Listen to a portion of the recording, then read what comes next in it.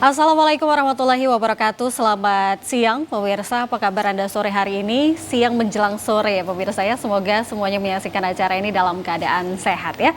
Baik pemirsa, anak-anak di masa sekarang merupakan anak-anak yang tumbuh dan lahir di era digital tentunya ya. Dan sejak kecil mereka terpapar konten-konten digital yang positif maupun negatif.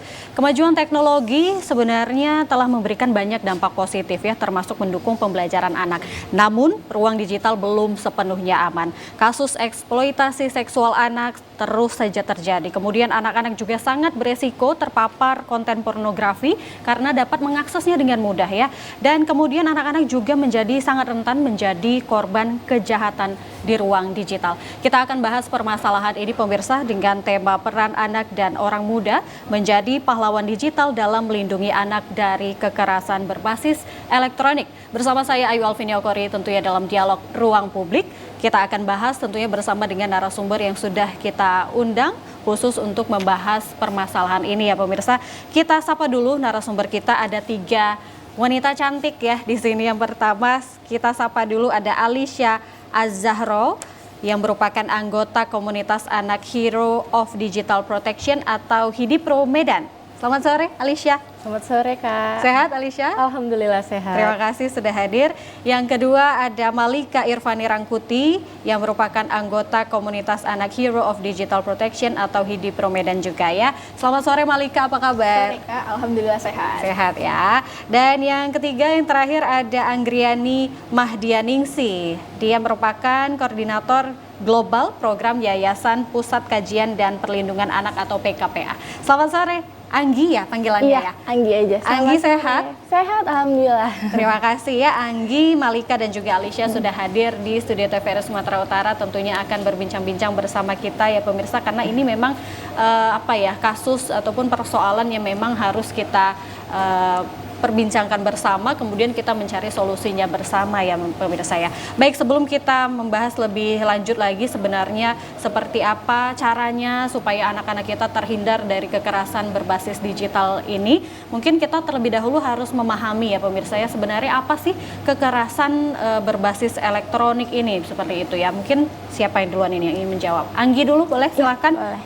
Ya makasih Kak Kori atas pertanyaannya. Jadi kekerasan berbasis elektronik ini sebenarnya di Indonesia sendiri tuh belum ada istilah yang umum ya. Jadi kayak banyak yang mengucapkan dengan kekerasan berbasis elektronik, banyak yang mengucapkan kekerasan online gitu kan, banyak juga yang menjawab dengan kekerasan digital gitu. Tapi pada umumnya, pada dasarnya itu semuanya sama gitu, adalah sebuah tindak kejahatan atau kekerasan yang memang terjadinya itu di ruang digital, di ruang maya gitu, bukan di secara langsung yang kayak kita ngobrol sekarang, tapi melalui media internet gitu ya. Nah, kekerasan berbasis elektronik ini tuh sendiri udah akhir-akhir ini sangat amat banyak ya diperbincangkan gitu kan.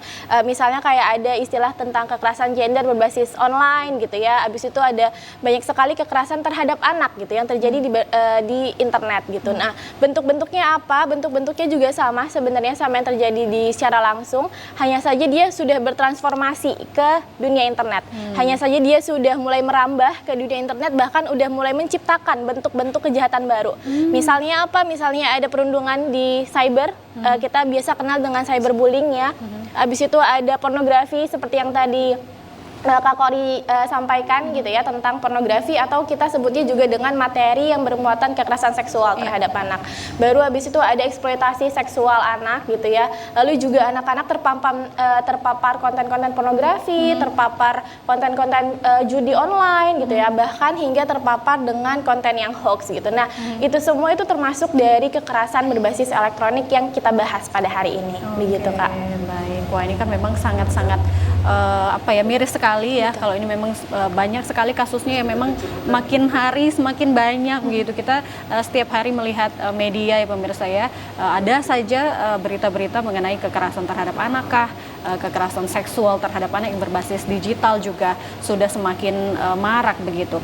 Lalu sebenarnya menurut Alisya dulu ya, saya ke Alisya, ini kenapa sih anak-anak semakin kesini semakin menjadi rentan, kita katakan begitu, terhadap kekerasan berbasis elektronik, Alicia. Menurut Alicia ini kenapa begitu? Gini Kak, jadi kan sekarang ini kita tuh udah mulai beralih nih dari zaman yang mungkin dulu kalau aku kecil masih sering main petak umpet, main permainan-permainan tradisional kayak congklak. Nah sekarang tuh anak-anak mulai beralih mainnya ke media sosial gitu Kak. Nah jadi dari peralihan inilah yang kemudian menimbulkan kekerasan-kekerasan baru. Jadi kan kalau penjahat tuh ada aja gitu Kak caranya untuk bisa melakukan tindak kekerasan. Nah salah satu faktor kenapa pada akhirnya juga kekerasan itu ada di internet itu karena memang tidak adanya literasi digital yang baik Kak dari pengguna internet gitu. Jadi kita sebagai pengguna smartphone tidak se-smart handphone kita gitu. Nah, jadi banyak juga anak-anak di bawah umur yang pada akhirnya diberikan gadget yang mereka tidak tahu cara menggunakan gadget gitu. Mereka tidak memiliki batasan-batasan, belum lagi orang tua yang mungkin tidak mengontrol. Nah, ini semua menjadi faktor terjadinya kekerasan seksual Kak. Kekerasan di ranah digital. Bentuk-bentuknya ada banyak tadi ya yang sudah banyak, dijelaskan oleh Anggi juga tadi ya. Nah, saya tertarik dengan komunitas ini ya, komunitas anak Hero of Digital Protection atau HIDIPRO Medan khususnya. Mungkin Malika boleh jelaskan ini komunitas apa sih Malika? HIDIPRO itu kan namanya Hero of Digital Protection, di mana kami sendiri bergerak bersama membahas kasus-kasus tentang kekerasan anak di ranah digital, di ranah online seperti yang udah dijelaskan Kak Anggi tadi. Nah, kami ini berkumpulnya kami ini dari beberapa sekolah-sekolah dan beberapa komunitas-komunitas di Medan, Kak. Jadi seiring berjalannya waktu, kami juga sering membahas kasus itu, dan kami juga sudah mulai untuk membahas itu secara tidak hanya di Kota Medan saja, tapi di Provinsi Sumatera Utara dan di nasional.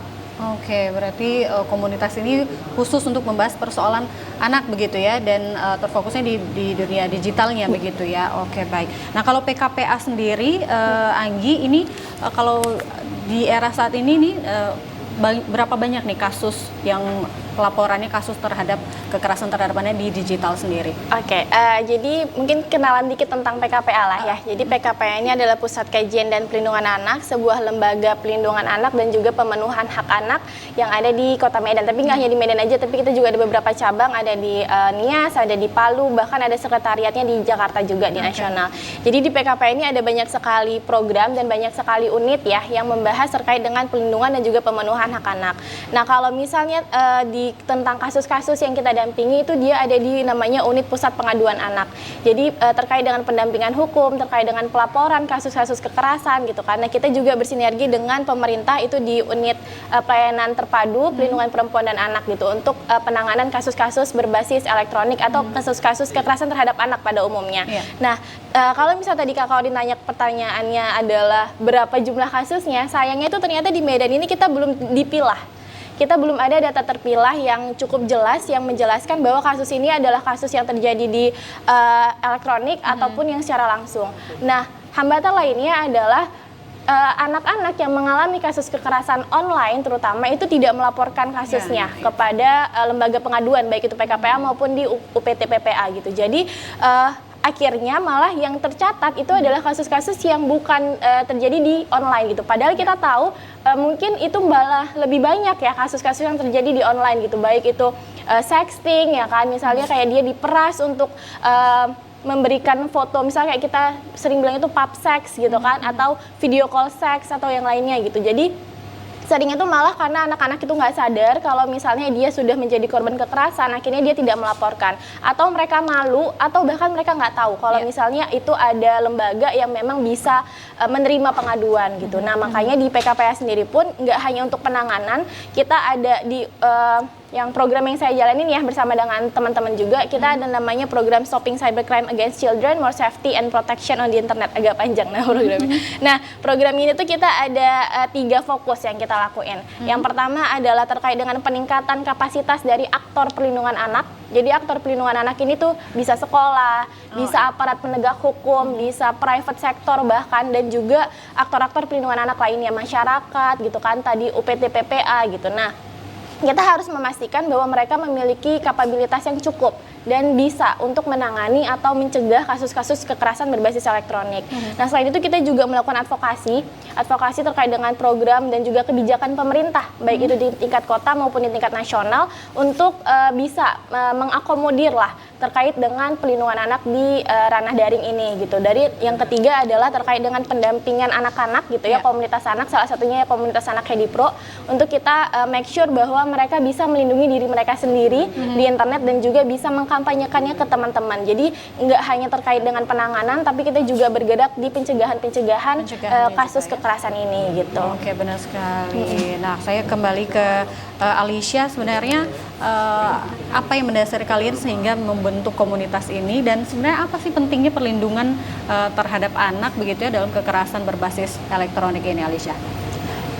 Apa yang mendasari saya kemudian untuk bergabung di komunitas Hero of Digital Protection ini tentunya karena melihat banyak sekali ternyata orang-orang di sekitar saya, beberapa teman saya yang justru menjadi korban dari kekerasan di internet itu sendiri, seperti bully gitu. Saya melihat sendiri fenomena itu di media sosial, mereka saling serang gitu. Yang kita tahu kan media sosial itu tuh gak bisa susah untuk menghilangkan jejak digital gitu. Nah, jadi itu tuh terus ada gitu, sehingga kemudian menjadi munculnya permasalahan-permasalahan baru dari hal itu gitu Kak.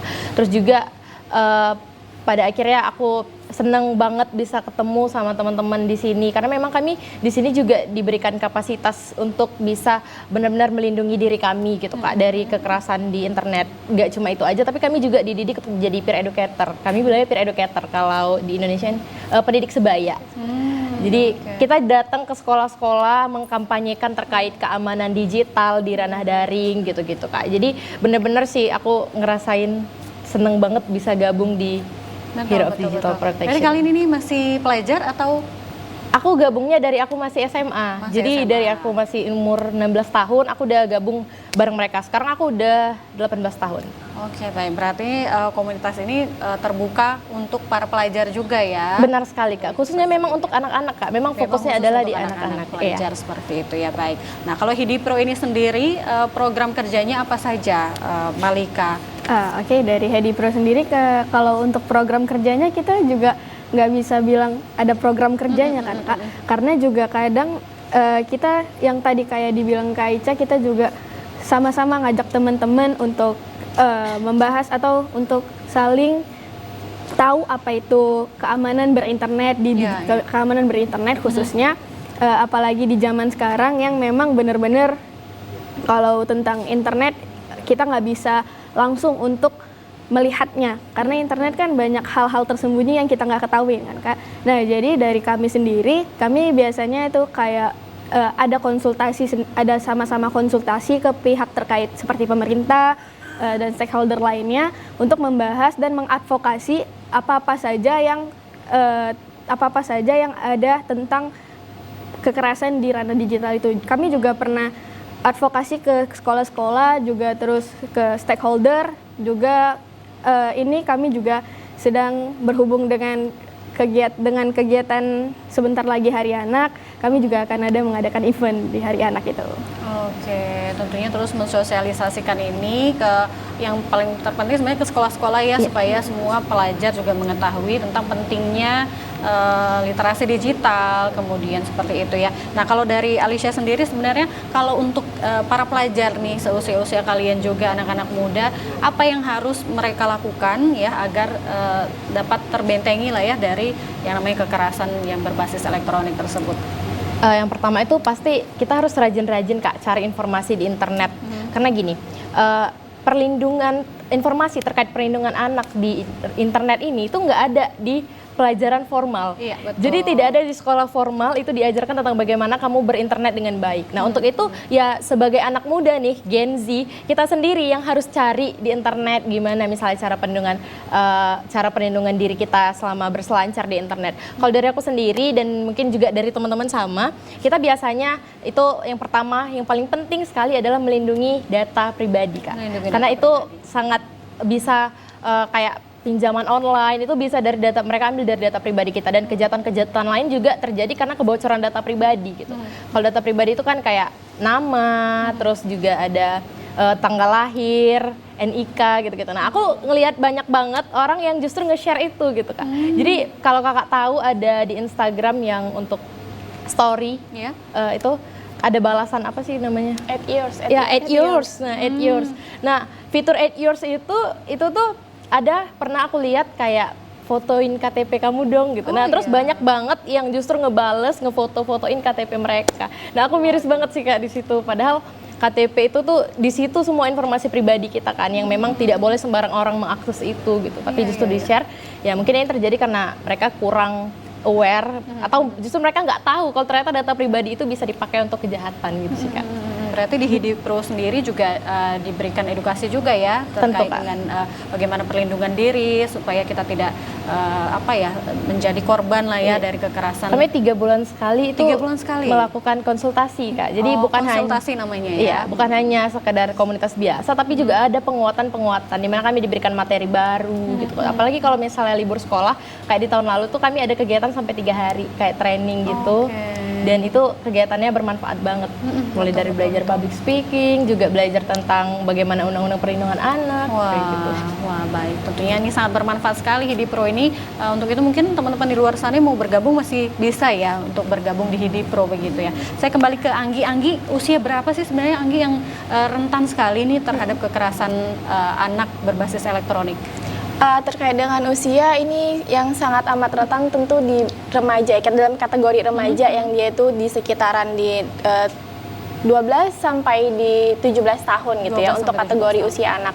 Banyak sekali kasus-kasus atau laporan-laporan kasus kekerasan terhadap anak itu terjadi di usia itu gitu. Nah, bentuknya sebenarnya beraneka ragam ya. Maksudnya untuk kategori usia pun kasus kekerasan yang terjadi itu beda-beda gitu. Misalnya untuk kategori remaja itu seringnya itu adalah kasus-kasus grooming online, kayak mereka dibujuk rayu, diminta untuk sexting gitu, memproduksi materi kekerasan seksual gitu ya, materi pornografi gitu, lalu kemudian disebarkan.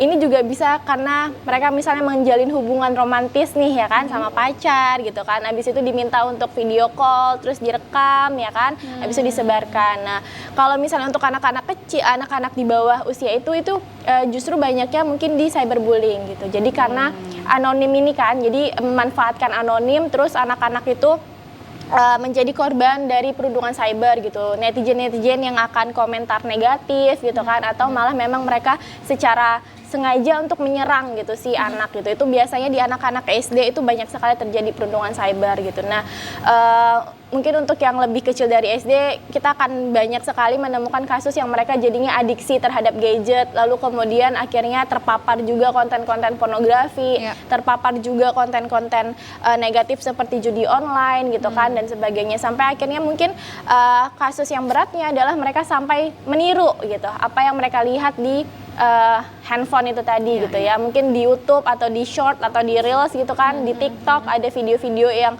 mengandung seksual gitu kan, terus akhirnya mereka coba, penasaran, akhirnya dilakuin gitu. Jadi memang per usia pun kerentanannya beda-beda, tapi bentuk kekerasannya seperti itu ya. Nah, yang menjadi penasaran kita ya pemirsa ya, sebenarnya menjadi pelakunya ini pernah diketahui nggak? Maksudnya yang siapa sih pelaku dari kekerasan terhadap anak yang berbasis elektronik ini begitu Anggi? Iya.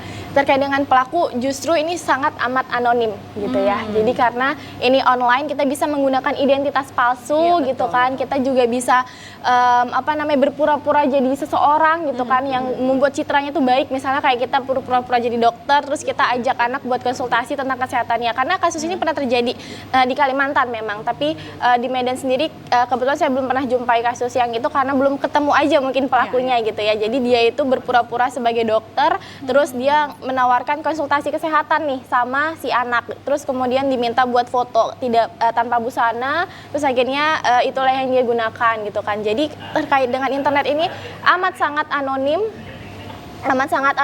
gitu ya, tidak bisa kita prediksi pelakunya siapa. Tapi beberapa kasus yang dia misalnya grooming online gitu ya, pelakunya itu ngajak ketemu langsung untuk kemudian melakukan kekerasan seksual. Nah itu beberapa kali sempat ditangani sama UPT PPA juga gitu. Jadi kita bisa identifikasi pelakunya. Tapi banyaknya itu sangat amat anonim. Jadi kita nggak tahu siapa pelakunya dan di mana dan dia itu seperti apa. Iya betul sekali, karena memang digital ini kita tidak bisa mengetahui ya siapapun itu. Benar sekali yang dikatakan Anggi tadi, identitas itu bisa saja identitas palsu begitu yang digunakan para pelaku untuk melakukan kekerasan terhadap anak ini ya, apalagi di dunia digital seperti itu. Baik, nah kalau dari PKPA sendiri, Anggi apa yang dilakukan supaya bisa melindungi anak-anak ini dari kekerasan terhadap anak di berbasis elektronik?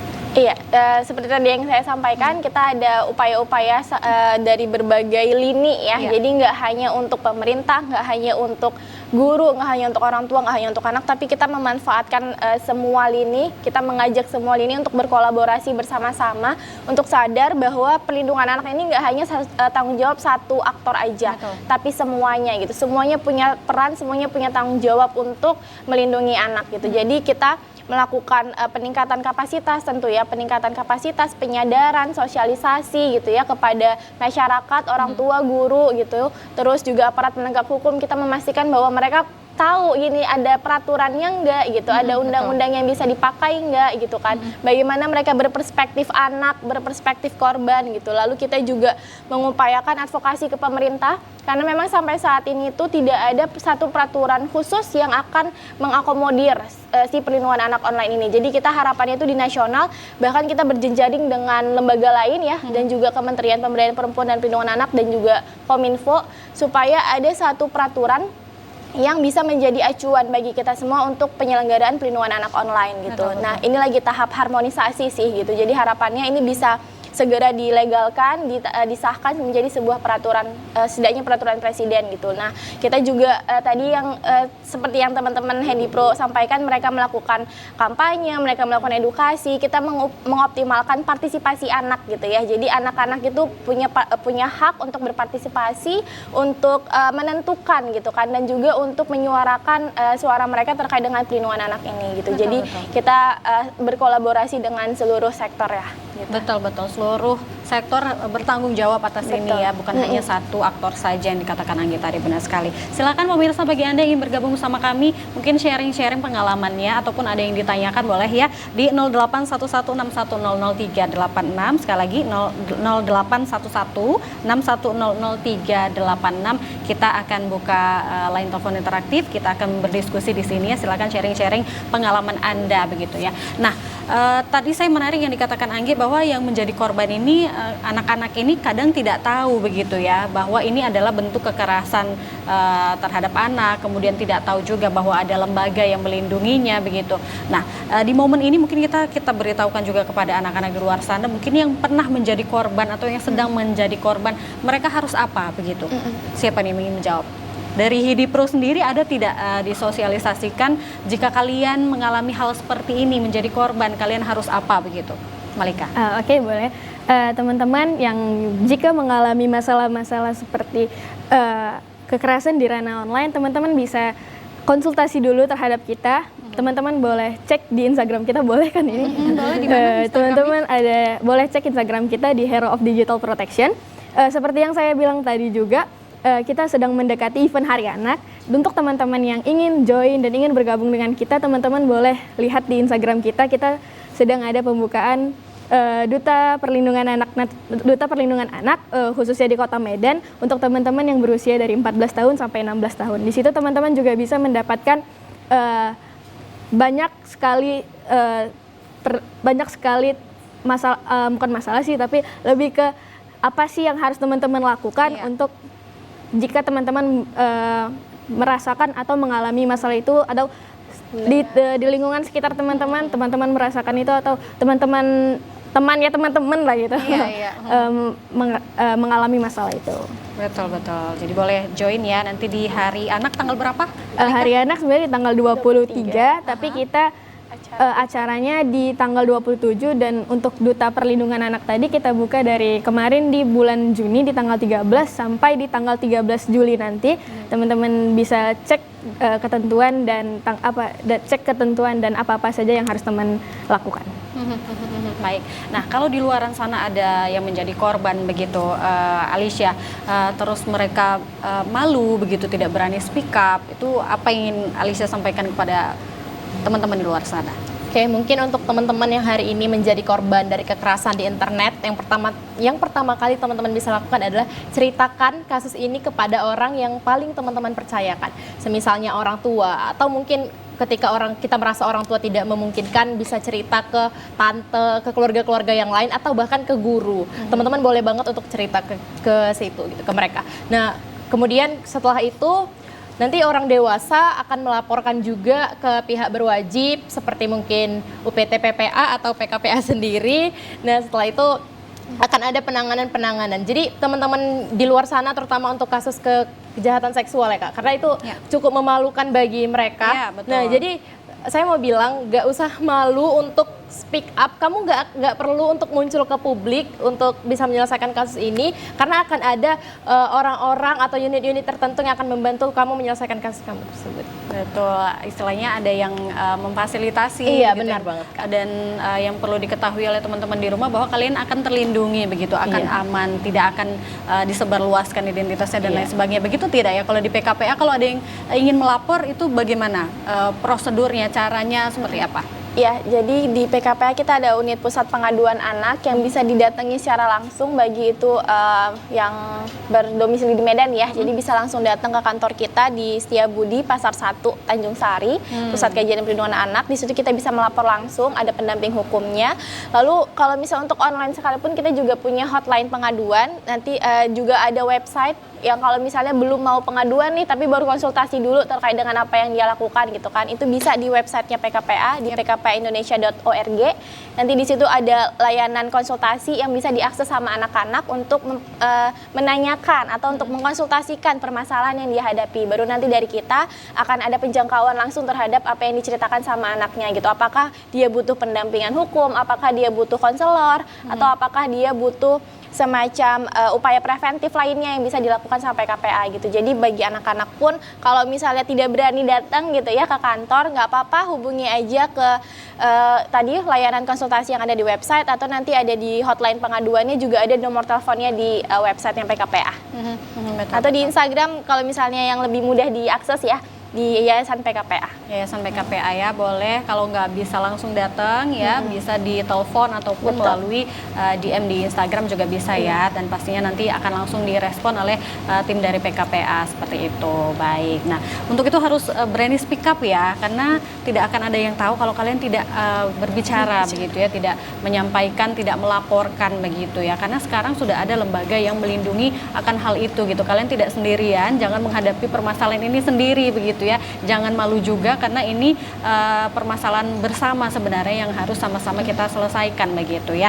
Baik, nah yang menjadi poin penting juga adalah permasalahan literasi digital begitu ya. Kalau menurut Anggi sendiri pentingnya literasi digital di usia dini itu seperti apa? Iya, literasi digital ini sangat amat penting di masa sekarang ya, di mana kita tahu anak-anak bahkan anak kecil itu sudah aktif berinternet untuk belajar kah, untuk cari hiburan kah, untuk cari informasi gitu kan, semuanya udah pakai internet, semuanya udah pakai digital.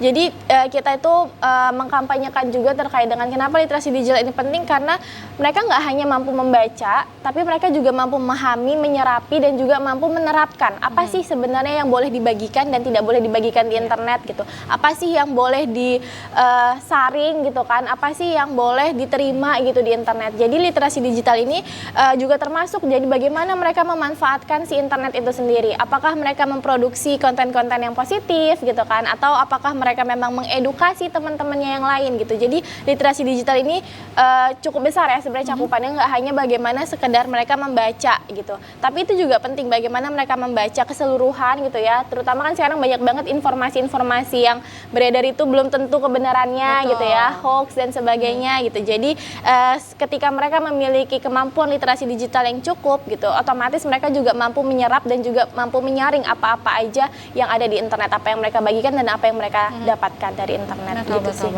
baik. Kalau dari Malika sendiri menilainya saat ini seperti apa teman-teman di usia remaja pengetahuan literasi digital khususnya untuk yang usia-usia remaja begitu ya, usia-usia pelajar, seperti apa sih sekarang ini?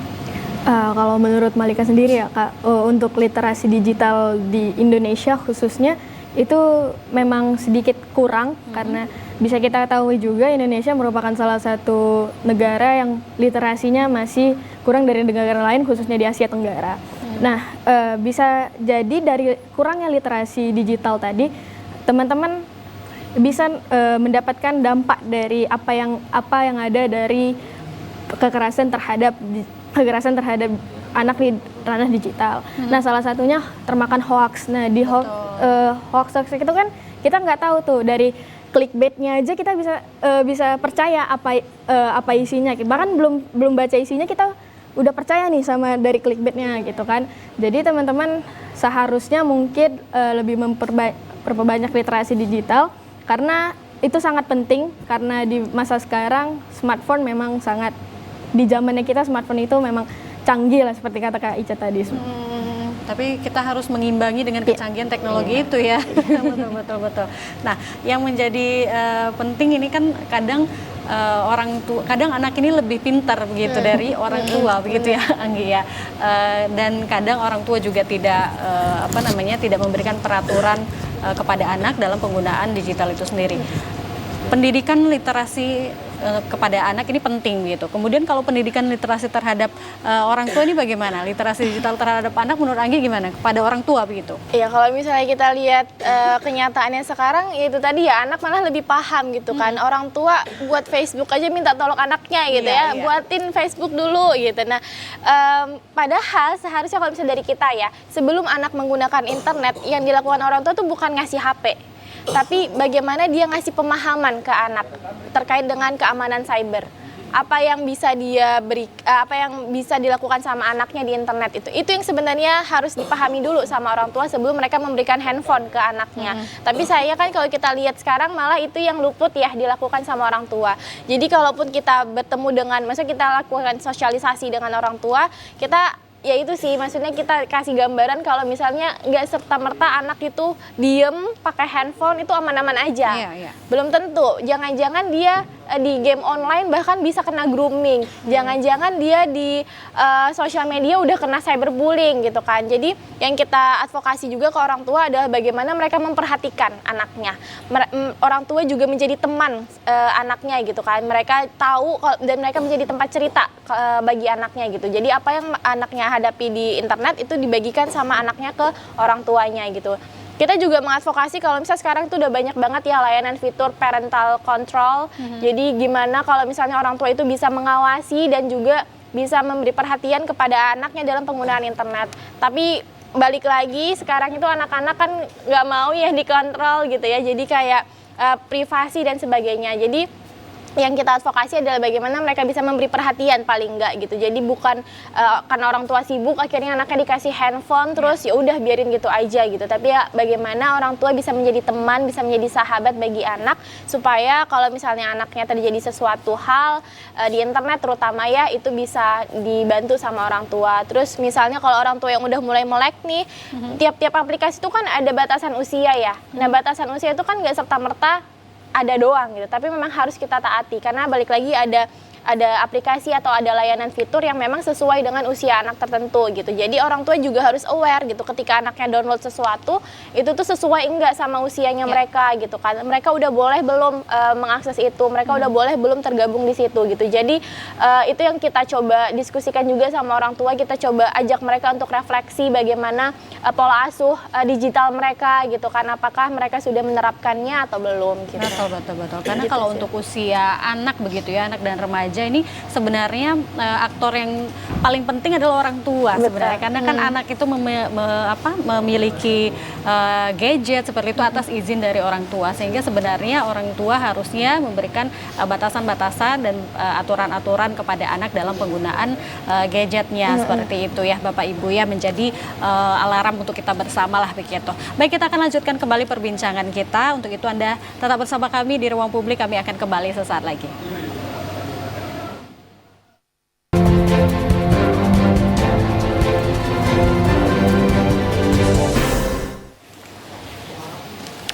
Terima kasih pemirsa, Anda masih menyaksikan Ruang Publik. Kita masih membahas tentang peran anak dan orang muda menjadi pahlawan digital dalam melindungi anak dari kekerasan berbasis elektronik ya. Tadi menarik sekali perbincangan kita bersama dengan Alicia, Malika dan juga Anggi di sini ya. Dan ini memang sangat penting sekali. Untuk itu Anda harus terus menyaksikan ya acara ini sampai dengan akhir supaya informasinya dapat kita terima secara full begitu ya, nggak setengah-setengah, karena ini memang perbincangan yang sangat penting sekali untuk kita ketahui bersama begitu. Kita lanjutkan kembali, saya ke Alicia dulu mungkin ya.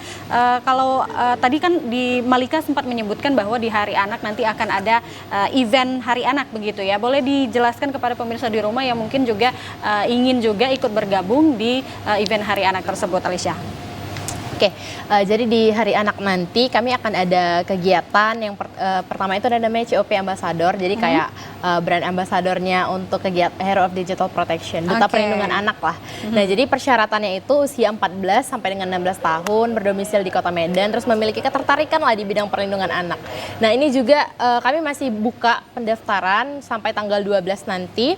Nah, itu mungkin teman-teman bisa ikutin. Kemudian yang kedua ada namanya Festika. Kalau Festika itu festival kreativitas anak. Itu di sana nanti akan ada lomba poster. Kemudian akan banyak kegiatan-kegiatan seru lainnya kayak ada buat makanan nanti di tanggal 27 Juli. Nah, untuk Duta Perlindungan Anak sendiri sebenarnya teman-teman harus gabung sih kalau yang umurnya 14 sampai 16 tahun. Kenapa ya. Karena, tuh? akan banyak sekali kegiatan yang nggak cuma seru, tapi itu benar-benar menambah kapasitas kamu sebagai anak gitu Pak. Jadi kalau aku pribadi selama aku ngikutin kegiatan di PKPA ini, kayak ada kegiatan juga keluar kota misalnya, kayak di tahun lalu tuh Hari Anak kita ke Jakarta gitu, ngerayain bareng anak-anak di Jakarta. Terus akan ada juga kesempatan-kesempatan teman-teman untuk berdialog dengan influencer misalnya. Jadi aku pernah juga ikut kegiatan itu. Terus teman-teman juga di bulan, saya lupa bulan berapa, tapi di tahun ini itu teman-teman saya yang dari Hedi Pro juga baru dari Jakarta ngerayain Saver Internet Day kayak gitu. Itu seru banget sih, dan kalian akan ketemu sama orang-orang hebat, orang-orang yang juga keren, humble, pokoknya akan sangat menambah kapasitas kalian sebagai anak dan orang muda. Oke, nah itu ya harus diikuti ya pemirsa ya. Nah, ini untuk acara ataupun kegiatan-kegiatan seperti ini sebenarnya sangat penting sekali untuk diikuti teman-teman di luar sana yang masih muda ya, anak-anak, para pelajar, karena ini dapat mengurangi penggunaan gadget juga nggak sih, Anggi? Iya. Jadi memang penting sekali untuk mengikuti kegiatan-kegiatan ya, supaya kita tidak terfokus kepada gadget kalian begitu ya, karena banyak kegiatan-kegiatan yang menarik selain daripada kalian berselancar di gawai kalian begitu ya. Baik, terima kasih. Ini kita sudah berbincang-bincang, nggak terasa sudah di penghujung acara. Anggi, terima kasih atas waktunya. Alicia dan juga Malika, mudah-mudahan informasi yang kalian berikan ya dapat bermanfaat kepada masyarakat di luar sana yang menyaksikan, dan mudah-mudahan ini juga dapat menambah wawasan kita bersama ya pemirsa ya. Terima kasih, saya Kori dan seluruh kerabat kerja yang bertugas pamit undur diri. Wassalamualaikum, selamat sore, sampai jumpa. Terima kasih Alicia, Malika. Terima kasih ya. Silakan minum lagi. Iya.